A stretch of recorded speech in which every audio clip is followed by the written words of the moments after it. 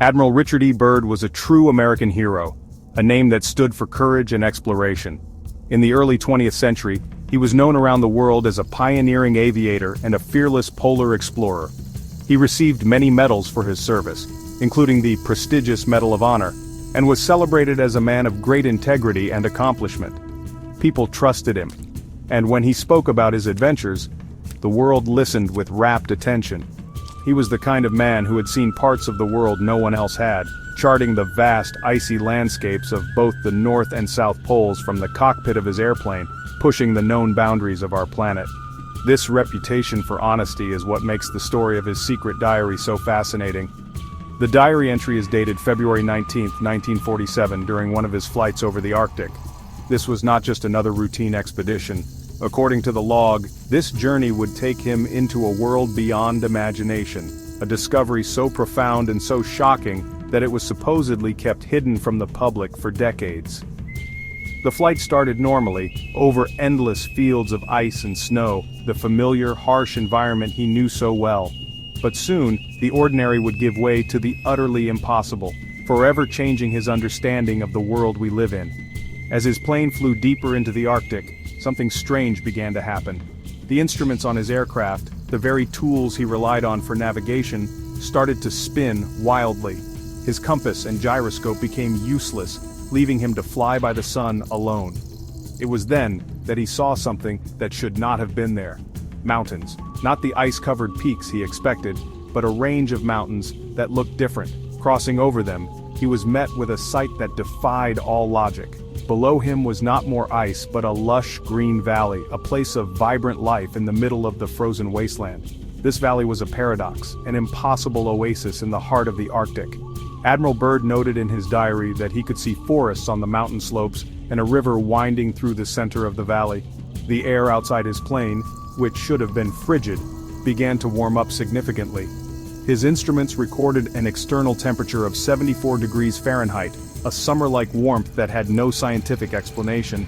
The world as he knew it was being turned completely upside down, and this was only the beginning of his unbelievable journey into the great unknown.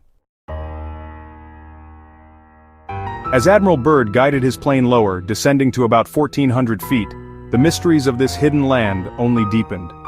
The green landscape below was teeming with life that belonged to a different era of Earth's history. He stared in disbelief as he spotted a massive animal moving through the undergrowth. He circled around for a better look and confirmed what his eyes were telling him. It was a mammoth, an animal thought to have been extinct for thousands of years, alive and well in this strange, temperate paradise. This was no longer just an unusual discovery. It was a journey back in time. The radio in his aircraft had gone completely silent, cutting him off from the outside world. He was alone, flying through a land that shouldn't exist, seeing creatures from a lost age. The feeling of isolation must have been immense, mixed with a sense of wonder, and perhaps even fear. What was this place? How could a warm, green valley with prehistoric animals be hidden beneath the polar ice cap? Every law of nature and geography he had ever learned was being broken right before his eyes. The world was far larger and more mysterious than he or anyone else had ever imagined. His flight continued, and soon another impossible sight appeared on the horizon. It was a city that shimmered and pulsed with a rainbow of colors, constructed from a material that looked like crystal. As he approached, his aircraft suddenly felt light and buoyant, and he lost all control of the plane. The controls were frozen, completely unresponsive to his touch.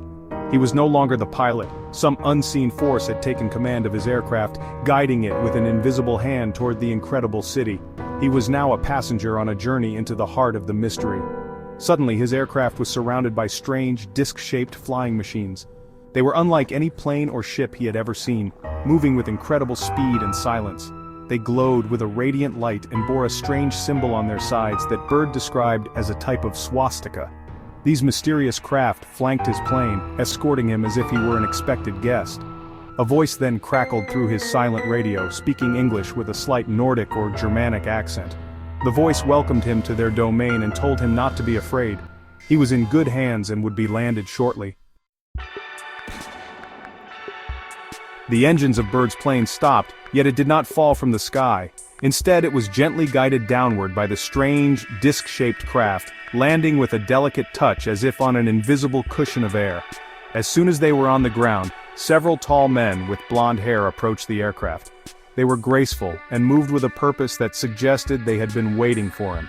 In the distance, the crystal city glowed with an otherworldly light, a sight of incredible beauty and advanced design. Byrd and his radio man were escorted from their plane, not as prisoners, but as honored visitors. They were led to a wheelless platform, a kind of floating vehicle that moved silently and smoothly across the ground, carrying them toward the heart of the shimmering city. The architecture was unlike anything on the surface world, a testament to a civilization far beyond human comprehension. The air was clean and fresh, filled with an energy that seemed to vibrate all around them. Byrd was then separated from his radio man and told that he was to have an audience with a figure of great importance, a leader known only as the Master. He was led into a grand chamber, his heart pounding with anticipation. Inside he met the Master, a man with a face that seemed both ancient and timeless. He had delicate features and kind eyes that held the wisdom of ages. The Master welcomed Byrd, explaining that he had entered the domain of the Ariani, the civilization of the inner world of the Earth. He revealed that they had been watching the surface world for a long time. Their concern grew immensely after humanity detonated the first atomic bombs in 1945. This act of destruction sent shockwaves not just across the surface, but into their hidden world as well, forcing them to take action. The Master explained that they sent their own flying machines, which they called Flugelrads, to investigate the new danger that humanity had unleashed. They had tried to make contact with the governments of the surface world before, offering their help and guidance, but their overtures were met with hostility and aggression. Their advanced aircraft were fired upon, and their peaceful intentions were misunderstood.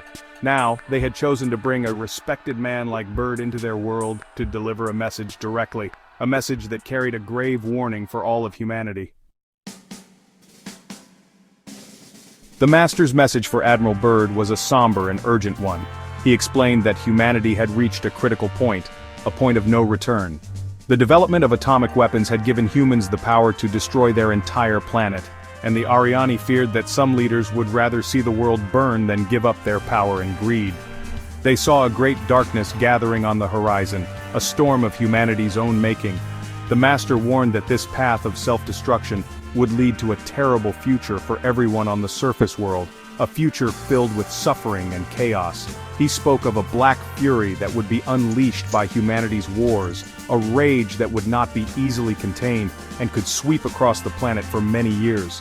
This would bring about a new dark age, far more terrible than any that had come before. In this dark age, all the science and weapons that nations were building would offer no safety or protection. Culture would crumble, and much of humanity would be lost in the ensuing chaos. The warning was clear: if humanity did not change its ways, it would bring about its own doom, and the Ariani could only watch from their hidden sanctuary. However, the Master also offered a sliver of hope. He promised that his people, the Ariani, would act as guardians of human culture and history. They would safeguard the lost and legendary treasures of humanity, preserving knowledge and art so that it would not be wiped out forever during the Great Storm. After the Dark Age had passed and the fury had subsided, they would emerge from their inner world. They planned to help the survivors rebuild their world and revive their race, ensuring that the best parts of human civilization would not be lost to the pages of history forever. Admiral Byrd was tasked with carrying this powerful message back to the leaders of the surface world. He was the messenger, chosen to deliver the warning and the promise from the world within our own. And so the story of his secret diary ends, leaving us with a profound question. Could it be true? Could a decorated hero like Admiral Byrd have really discovered a hidden civilization and a message for humanity? Or is this incredible tale simply a work of fiction, a hoax, or a modern legend?